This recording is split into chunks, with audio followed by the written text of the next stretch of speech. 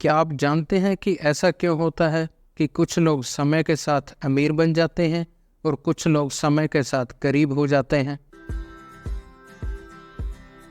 नमस्कार दोस्तों, आपने अपने आसपास ज़रूर देखा होगा कि कुछ लोग समय के साथ गरीब से अमीर बन जाते हैं और कई लोग अमीर से गरीब हो जाते हैं। ऐसा इसलिए होता है क्योंकि हम में से बहुत लोग एसेट्स और लायबिलिटी के फ़र्क को समझ नहीं पाते।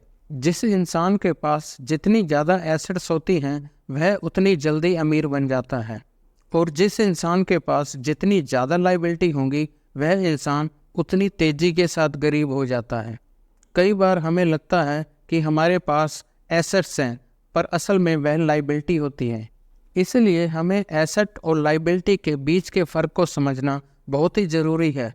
तो चलिए जानते हैं एसेट और लायबिलिटी क्या होती है। अगर हम पैसे की भाषा में कहें तो एसेट्स वह चीज़ें होती हैं जो आपके पैसे को बढ़ाती हैं। जैसे कि अगर आपके पास कोई मकान या दुकान है जिससे आपको किराए के रूप में पैसा आता है, तो वह मकान या दुकान आपके लिए एसेट होगी। या फिर उस मकान या दुकान की समय के साथ कीमत बढ़ रही है तो वह भी आपके लिए एसेट होगी। ऐसे ही अगर आपके पास किसी कंपनी के शेयर हैं जिससे आपको डिविडेंड के रूप में पैसा आता है, या फिर समय के साथ उन शेयर की वैल्यू बढ़ रही है, तो वह भी आपके लिए एसेट होगी। इसी तरह अगर आप कोई पढ़ाई या कोर्स करते हो जिस वजह से आपकी इनकम बढ़ जाती है, तो वह कोर्स या पढ़ाई आपकी एसेट होगी।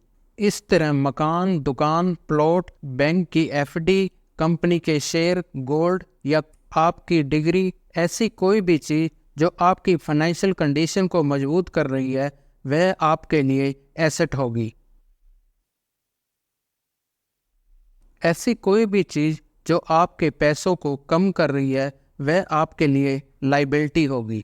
जैसे कि अगर आपके पास कोई गाड़ी है तो आपको उसको मेंटेन करने के लिए पैसे खर्च करने पड़ते हैं, और समय के साथ उस गाड़ी की कीमत भी कम हो जाती है, इसलिए वह गाड़ी आपके लिए लायबिलिटी होगी। इसी तरह अगर आपने कोई लोन ले रखा है तो वह लोन भी आपके लिए लायबिलिटी होगी, क्योंकि आपको लोन के साथ इंटरेस्ट भी देना पड़ता है जिससे आपकी जेब से पैसा बैंक के पास चला जाता है।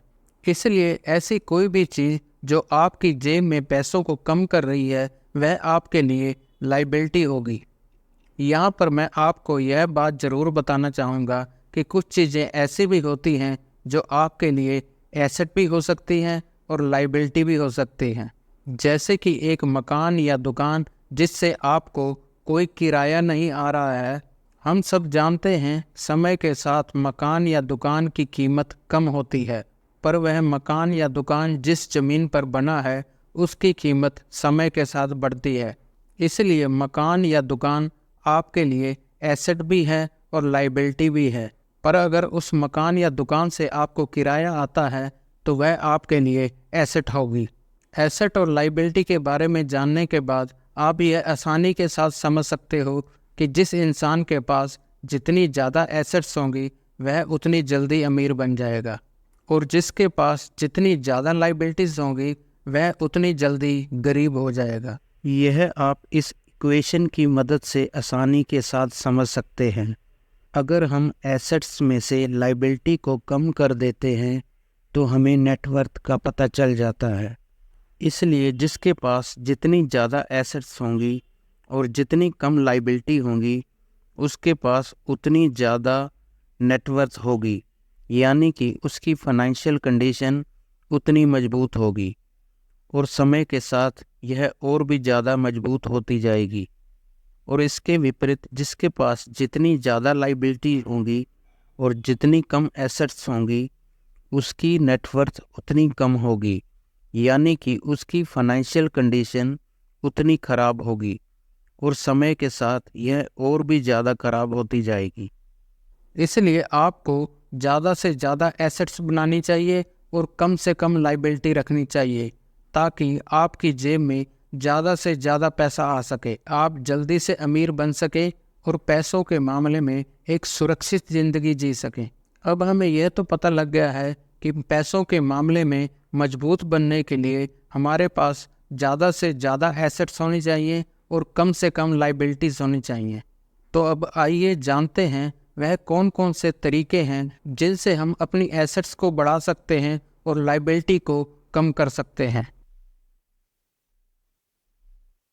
आप अपनी कमाई को बढ़ाने का प्रयास करें ताकि आप ज़्यादा से ज़्यादा बचत कर सकें और उससे ज़्यादा एसेट्स बना सकें।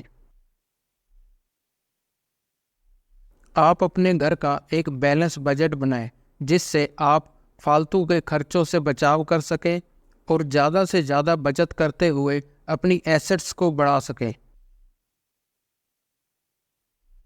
आप अपनी बचत को किसी अच्छी जगह और सुरक्षित जगह निवेश करें ताकि आप अपनी नेटवर्थ को तेज़ी के साथ बढ़ा सकें और जल्द से जल्द फाइनेंशियल फ्रीडम प्राप्त कर सकें। अगर आपने कोई लोन ले रखा है तो उसको जल्दी से जल्दी चुकाने की कोशिश करें जिससे आप ज़्यादा से ज़्यादा बचत कर सकते हैं और अपने लिए ज़्यादा से ज़्यादा एसेट्स बना सकते हैं। आप अपने फाइनेंशियल गोल को किसी कॉपी पर लिखें ताकि आप अपनी बचत को सही तरीके से प्लानिंग करते हुए निवेश कर सकें और अपने लिए सही एसेट्स चुन सकें। क्योंकि समय के साथ हमारी फाइनेंशियल कंडीशन और हमारी ज़रूरतें बदलती रहती हैं, इसलिए साल में एक बार अपनी एसेट्स और लाइबिलिटी की तरफ ज़रूर ध्यान दें ताकि आप अपने पैसों के मामले में सही समय पर सही फैसला ले सकें। अगर आप अपने पैसों के मामले में उलझन की स्थिति में हैं तो आप फाइनेंशियल एडवाइज़र की सलाह ज़रूर लें जिससे आप अपने लिए सही एसेट चुन सकें और लाइबिलिटी के जाल में ना फंस सकें। तो दोस्तों, मुझे उम्मीद है आप एसेट्स और लाइबिलिटी के बारे में जानने के बाद अपनी बचत से ज़्यादा एसेट्स बना सकते हो और कम से कम लाइबिलिटी रख सकते हो, जिससे आपकी फाइनेंशियल कंडीशन मजबूत होगी और आप जल्द से जल्द फाइनेंशियल फ्रीडम प्राप्त कर सकते हो। अगर आपके मन में एसेट और लाइबिलिटी से जुड़ा कोई सवाल हो तो आप मुझे कमेंट करके पूछ सकते हो। इसी के साथ मैं आपसे इजाज़त चाहता हूँ। मुझे उम्मीद है यह जानकारी आपको अच्छी लगी होगी और भविष्य में आपके बहुत काम आएगी। नमस्कार।